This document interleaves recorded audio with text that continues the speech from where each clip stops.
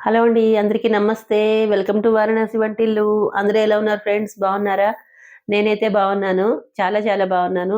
మీరు కూడా హ్యాపీగా ఉండాలి, హెల్తీగా ఉండాలని కోరుకుంటున్నాను. మనందరం హెల్తీగా ఉండాలని కోరుకుంటున్నాను. హెల్తీ రెసిపీస్ అన్నీ వారణాసి వంటిల్లు ఛానల్‌లో వస్తూ ఉంటాయండి. తప్పకుండా ఒకసారి చెక్ చేయండి.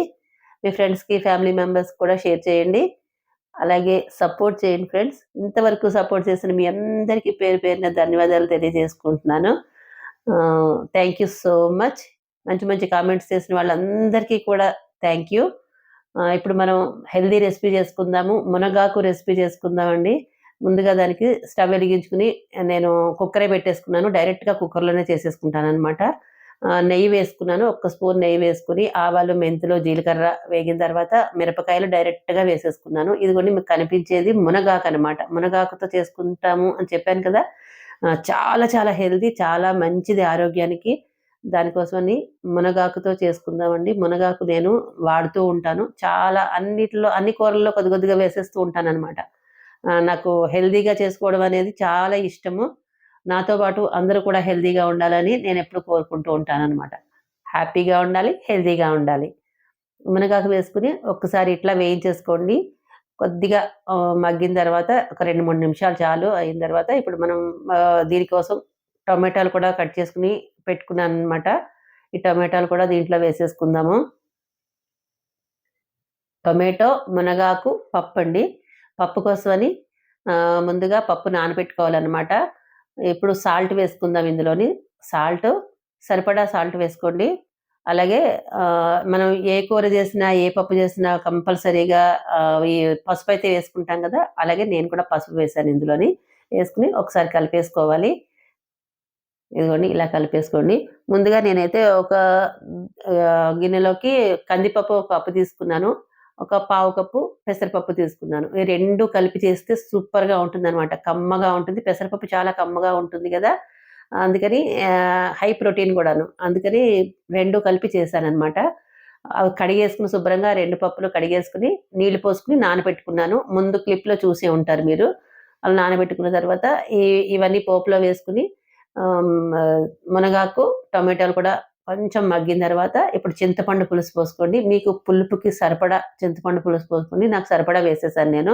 వేసిన తర్వాత కుక్కర్ మూత పెట్టుకుందాము. 2 నిమిషాలు ఇలాగ మగ్గిపోతుందనమాట. మగ్గిన తర్వాత నేను కొన్ని వెల్లుల్లి రెక్కలు ఒలిచేసుకొని దీంట్లో వేసుకున్నాను. ఆహ్, మీకు ఇష్టం లేకపోతే స్కిప్ చేసేసేయండి. వెల్లుల్లిపాయలు తినని వాళ్ళు స్కిప్ చేసేయొచ్చు.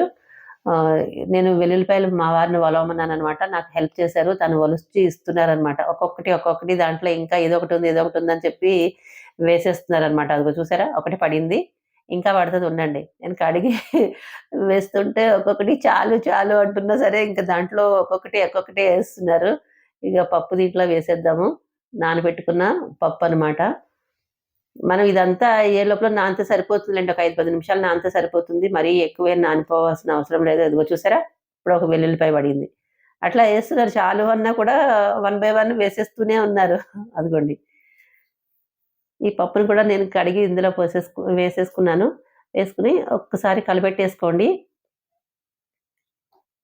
మనకి మన ఆరోగ్యంగా ఉండాలంటే ఇలాంటి మంచి మంచి హెల్తీ రెసిపీస్ చేసుకోవాలండి తప్పకుండాను. కొద్దిగా నీళ్లు కూడా పోసుకున్నాను నేను. సరిపడా నీళ్లు పోసుకోండి. ఉప్పు, కారాలు అన్నీ కూడా మీకు మీకు త మీకు టేస్ట్‌కి తగ్గట్టుగా చూసి వేసుకోండి. ఎందుకంటే కొంచెం ఎక్కువ కారం తింటారు. కొంతమంది తక్కువ కారం తింటారు. అది మీ మీ ఇష్టాన్ని బట్టి ఉంటుంది. నేనిప్పుడు కొద్దిగా ఆ వాటర్‌ని టేస్ట్ చేశాననమాట. సరే ఉప్పు సరిపోయిందా? ఏం సరిపోయిందా? అనేది చెక్ చేసుకున్నాను. కొద్దిగా ఉప్పు తక్కువైంది. అందుకని ఉప్పు కలిపేసుకొని ఒక్కసారి ఇలా కలిపేసుకున్నాను. కలుపుకొని కుక్కర్ మూత పెట్టేసుకున్నాను. మూత పెట్టుకున్న తర్వాత ఒక 4-5 విజిల్స్ వచ్చేదాకా ఉంచుతాను. ఈ లోపల నాకు ఇంకా తోచదనమాట. చుట్టుపక్కల ఆయిలు, వాటర్ ఇవన్నీ పడుతూ ఉంటాయి కదా! మనం వంట చేసినప్పుడు సహజంగా అలా పడుతూ ఉంటాయి కదా! స్టవ్ మీద. అదంతా క్లీన్ చేసేసుకుంటున్నాను ఒకసారి. మన స్టవ్ మీద నుంచి పక్కన పెట్టేసాను కుక్కరు. చల్లగా అయిపోయిందండి. ఇప్పుడు మనం మూత తీద్దాం. అంతే చూసారా పొగలు ఎలా వస్తుందోను. పప్పయితే ఇలా కలిపేసుకుందాము. ఇప్పుడు మీకు దగ్గరగా కొంచెం చూపిద్దామని చెప్పి ఉద్దేశంతోటి ఆ కెమెరా సెట్ చేస్తున్నాననమాట. గరిట పప్పులో పెట్టి కెమెరా సెట్ చేసుకున్నాను. కనిపిస్తుందా లేదా అని. ఇప్పుడు బాగానే కనిపిస్తున్నట్టుంది. ఇదిగోండి పప్పుని ఇలాగే మెదిపేసుకోవాలి. నాకైతే పప్పు గరిటె లేదు. ఈ పప్పు గుత్తి లేదు. ఈ గరిటెతోటే కలిపేసుకుంటాను. నాకు ఇదే అలవాటనమాట. ఇలాగే కలిపేసుకుంటాను. ఇలా చక్కగా మెత్తగా అయ్యేంత వరకు మెదిపేసుకోండి. మీ దగ్గర పప్పు గుత్తుంటే దాంతో మెదుపుకోండి. చెయ్యి కాలిపోతోంది. అందుకని ఆ గ్లౌస్ పెట్టుకొని అదే సిలికాన్‌ది ఉంటుంది గదా! పట్టుకోవడానికి గ్రిప్. అది పట్టుకొని తిప్పుతున్నాననమాట. చాలా ఇప్పుడే కదా ఇంకా వేడి వేడిగా ఆవిర్లు కూడా వస్తున్నాయి చూసారా? పొగలు పొగలు వస్తున్నది. ఎంత వేడిగా ఉందో చెయ్యి ఊడిపోతుంది. అందుకని ఇలా కలిపేశాను.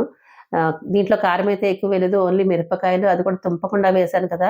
ఎక్కువ కారం ఏం లేదు. అందుకని నా మనవరాల కోసమని పక్కకి తీశాననమాట. ఒక గిన్నెలో పక్కకి తీసి పెట్టాను. ఇప్పుడు నేను కారం వేస్తాను. నేనెప్పుడు చెప్తూ ఉంటాను కదా! మెంతి కారం దేంట్లోకైనా వేసుకోవచ్చు బావుంటుందని. పుల్ల పుల్ల పప్పుల్లోకి చాలా బావుంటుందని.